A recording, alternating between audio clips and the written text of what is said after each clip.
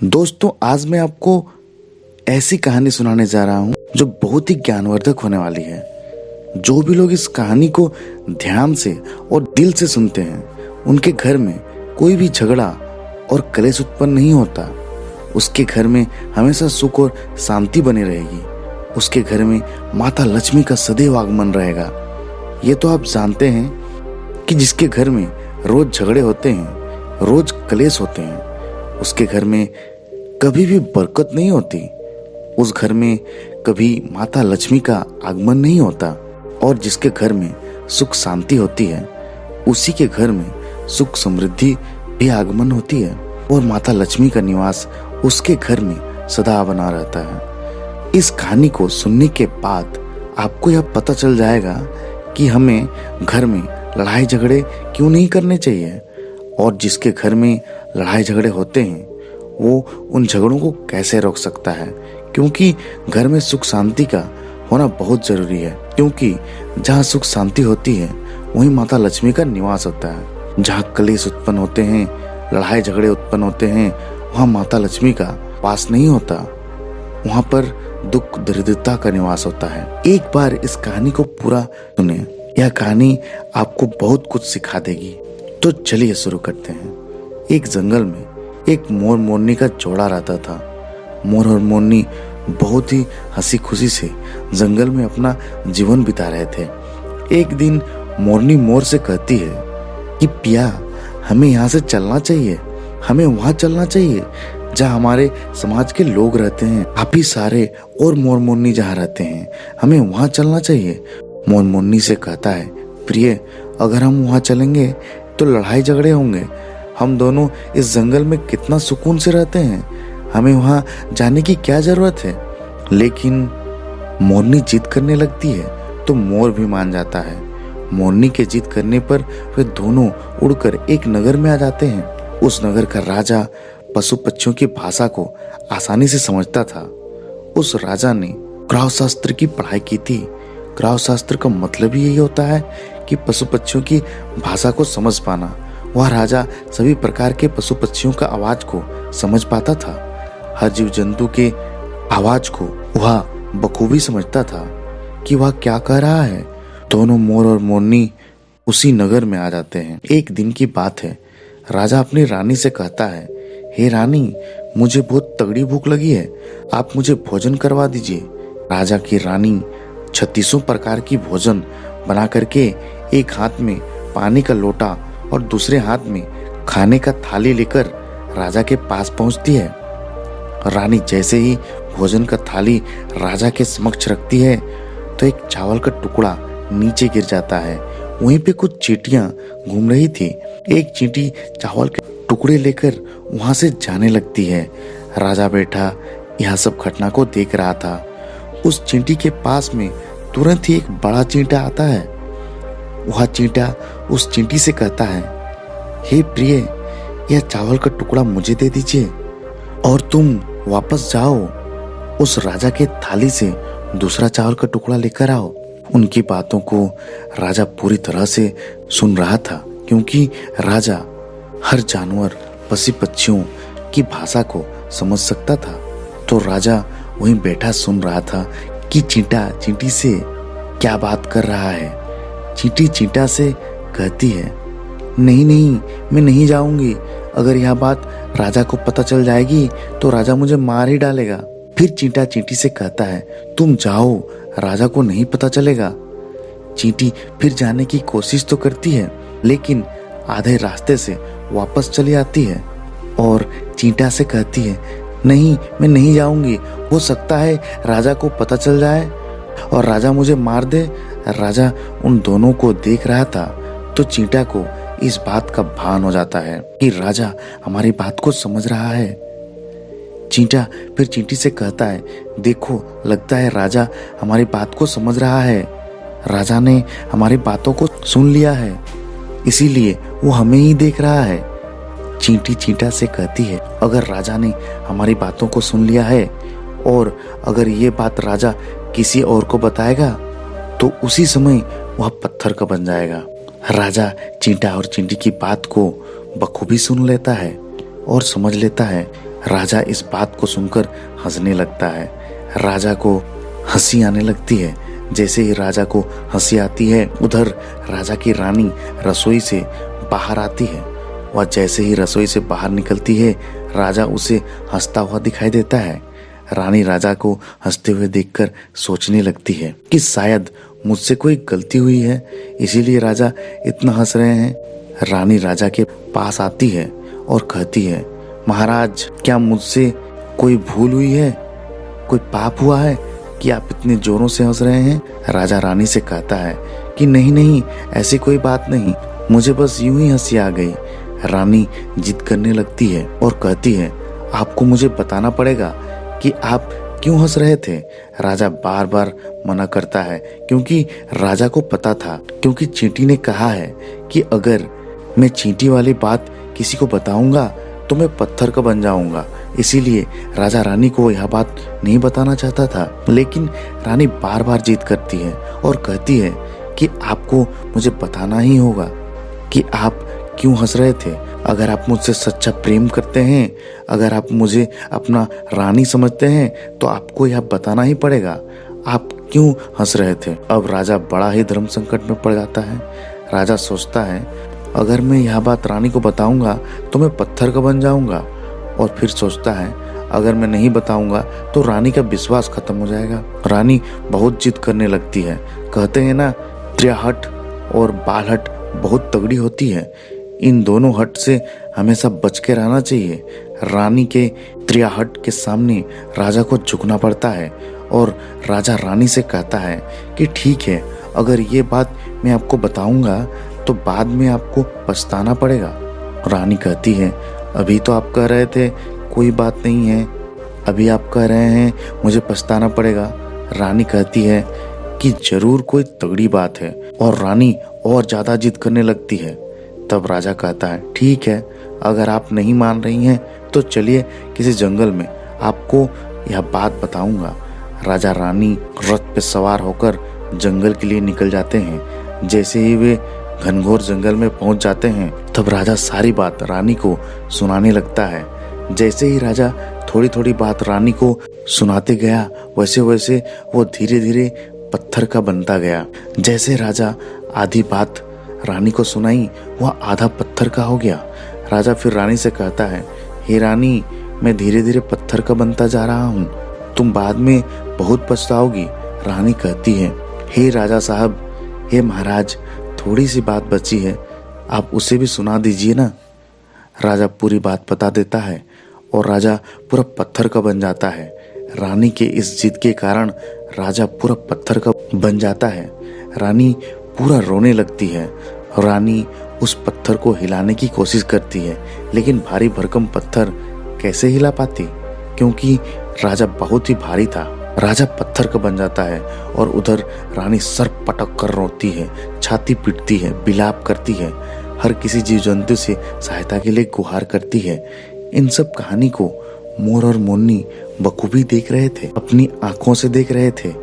रानी के बिलाप को देखकर मोर और मोरनी को दया आ जाती है। मोर मोरनी से कहता है कि प्रिय, ये होता है त्रिहट, कि इसी त्रिहट के वजह से हम इस जंगल में कितना खुशी खुशी रह रहे थे और वहां से हम यहाँ चले आए। मोरनी मोर से कहती है, प्रिय, ये रानी बहुत दुखी हो रही है, हमें इसकी सहायता जाकर करनी चाहिए। ये इतना बिलाप कर रही है, इसकी ज्यादा सहायता तो हम नहीं कर सकते, लेकिन कम से कम इसको धीरज तो दे ही सकते हैं, यानी इसको विश्वास तो हम दिला ही सकते हैं। यही सोचकर मोर और मोरनी रानी के पास जाते हैं और जाकर रानी से कहते हैं कि रानी साहिबा, जो हुआ वो तो गलत हुआ, लेकिन आप जरा धीरज रखिए, अपने आप को संभालिए, आपके पीछे पूरा राज्य है, राजा तो पत्थर का हो चुका है और अब आपके राज का कारोबार आपको ही संभालना है। रानी मोर मोरनी की बात सुनने के बाद कहती है कि भाई मोर मोरनी, मैं अपने आप को कैसे संभालूं, क्योंकि अब तो मेरा संसार ही उजड़ गया है, क्योंकि मेरा पति परमेश्वर पत्थर का बन चुका है। अब मैं क्या करूं? रानी की यह बात सुनते ही उधर मोरनी के मुख से यह निकल जाता है कि राजा पत्थर का कैसे हो गया। राजा तो इंसान थे, अच्छे भले थे, लेकिन ये पत्थर के कैसे हो गए। रानी वही चींटी वाली बात बताने लगती है और रानी भी धीरे धीरे करके पत्थर का बन जाती है। और जब रानी पत्थर की हो जाती है और राजा तो पत्थर का हो ही चुका था, जब दोनों पत्थर के हो जाते हैं, उधर मोर और मोरनी को चिंता सताने लगती है। उधर मोर मोरनी बहुत दुखी हो जाते हैं।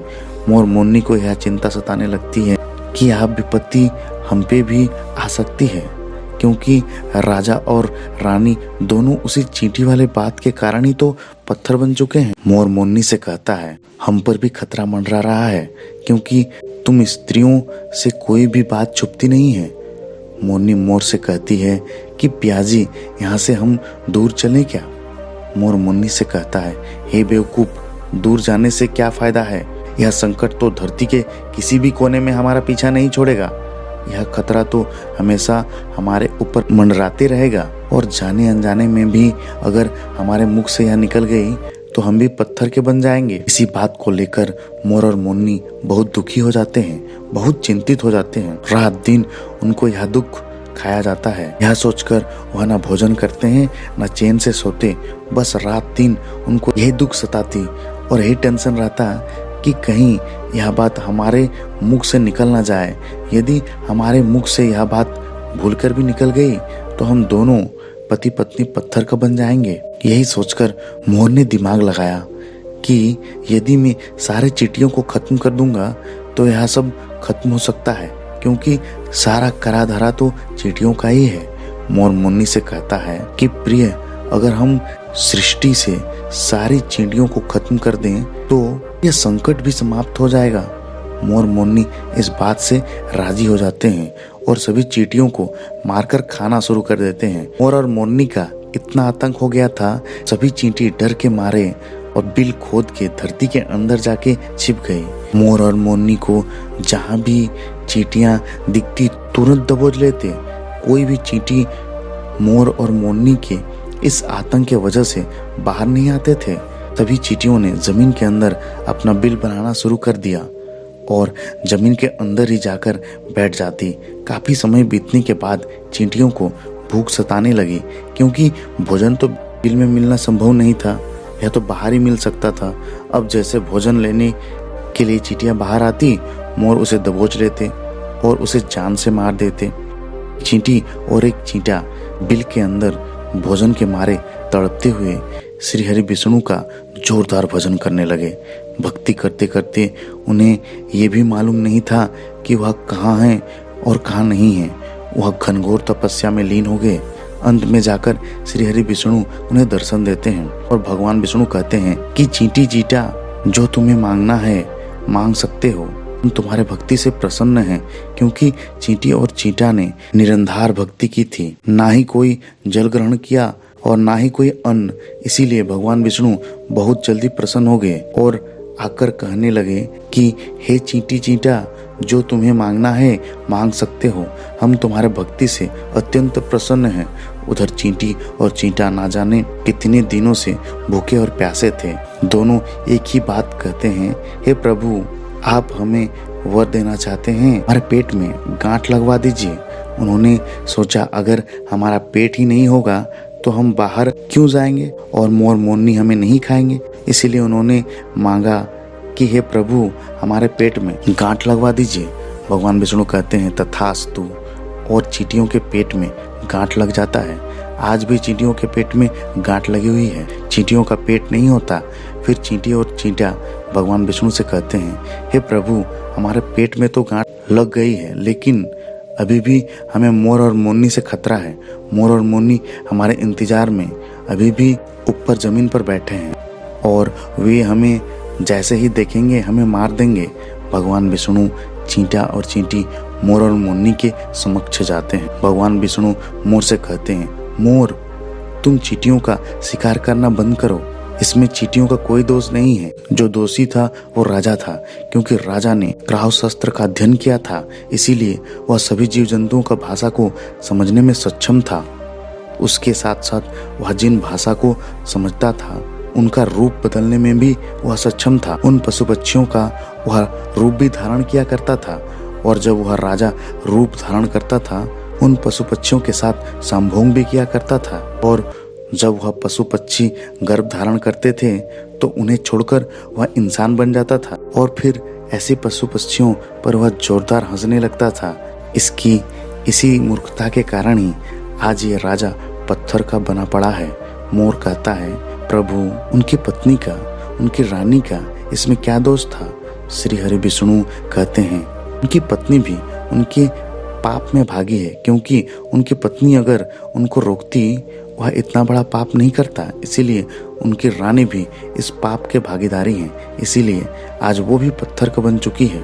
श्री हरि के समझाने के बाद मोर उनसे कहता है, हे प्रभु, अगर इस बात को हम किसी और से कहें जो कि रानी ने मुझे सुनाई है, तो क्या हम पत्थर का बन जाएंगे? श्री हरि विष्णु कहते हैं, तुम्हारा यह श्राप समाप्त हो चुका है। तुम्हें किसी से कहने पर कोई फर्क नहीं पड़ेगा। आप किसी से भी यह कह सकते हैं। तुम्हारे ऊपर से यह खतरा टल चुका है। और मोरनी बड़ी प्रसन्न हो जाती हैं। उनका खुशी का कोई ठिकाना नहीं रहता। श्री हरि विष्णु अंतर्ध्यान हो जाते हैं और वे वहाँ से चले जाते हैं। मोर और मोरनी खुशियों का कोई ठिकाना नहीं था। अगर किसी जानवर को, किसी पशु पक्षी को खुशी होती है तो वह झूमने लगता है, नाचने लगता है। यही बात मोर के साथ हुआ। मोर को जब यह बात पता चला कि उनके ऊपर से खतरा टल चुका है तो वह खुशी से नाचने लगा, जोरदार नाचने लगा। उसकी खुशी का कोई ठिकाना नहीं था। वह खुशी के मारे पागल हो रहा था। फिर जैसे ही मोर खुशी के मारे पैरों के नीचे देखता है कि फटे बदसूरत पैर मोर के बंधे हुए थे, मोर अपने पैरों को देखकर रोने लगता है। मोर सोचने लगता है कि पहले मेरे पैर इतने सुंदर थे, लेकिन आज इतने फटे गंदे कैसे हैं? पूरा बदन सुंदर है, लेकिन मेरा पैर इतना फटे और बदसूरत कैसे हैं? मोर के पैरों का फटने का कारण चींटी खाना था, क्योंकि उसने बहुत सारे चींटी मारकर खाए थे। मोरनी ने भी खाई थी, इसीलिए उनके पैर फट गए थे।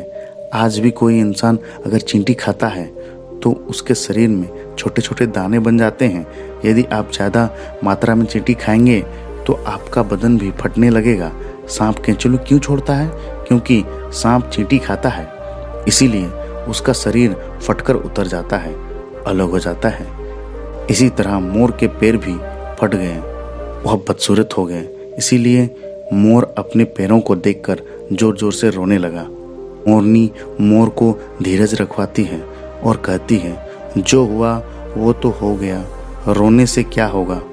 मोर नाचता और जोर जोर से रोता, इसीलिए उसके आंखों से आंसू के धारा बह रहे थे। मोरनी मोर को धीरज रखवाती और उसके आंसुओं को नीचे गिरने से रोकती, लेकिन रोक नहीं पाती। मोरनी के हाथ तो है नहीं। चोंच से एक एक आंसुओं को उठाती और अपने मुख में रखने की कोशिश करती, लेकिन कितना अपने मुख में रखती, सीधे मोरनी के पेट में चले जाते थे। इस तरीके से हर बार मोरनी मोर के आंसुओं को रोकती और मोर नाचता और खूब जोर जोर से रोता। मोर के आंसुओं को देखकर और मोरनी के प्यार को देखकर भगवान श्री हरि फिर से दर्शन देते हैं। मोर मोरनी को आशीर्वाद देते हैं और कहते हैं कि तुम्हारा प्रेम ऐसे ही सदा बना रहे। इस आशीर्वाद के वजह से ही, अब इसे आशीर्वाद समझिए या श्राप, इसकी वजह से मोर भी संभोग नहीं कर पाता, क्योंकि मोर जब नाचता है उसकी आंखों से आंसू गिरते हैं और उन आंसुओं को मोरनी चुगती है और उसी आंसुओं के कारण मोरनी गर्भवती हो जाती है। भगवान श्री हरि मोर और मोरनी को आशीर्वाद देते हैं और कहते हैं, तुम्हारी भक्ति धन्य है और तुम धन्य हो। एक समय ऐसा भी आएगा कि तुम्हारे पंख को हम मुकुट बनाकर हम धारण करेंगे। इसीलिए कहते हैं, जब श्री कृष्ण के रूप में श्री हरि धरती पर आते हैं तो वह मोर का पंख अपने मुकुट में धारण करते हैं। दोस्तों, अगर यह कथा आपको पसंद आई तो प्लीज़ एक लाइक कर देना और इस चैनल पर नए हैं तो प्लीज़ सब्सक्राइब कर देना। धन्यवाद।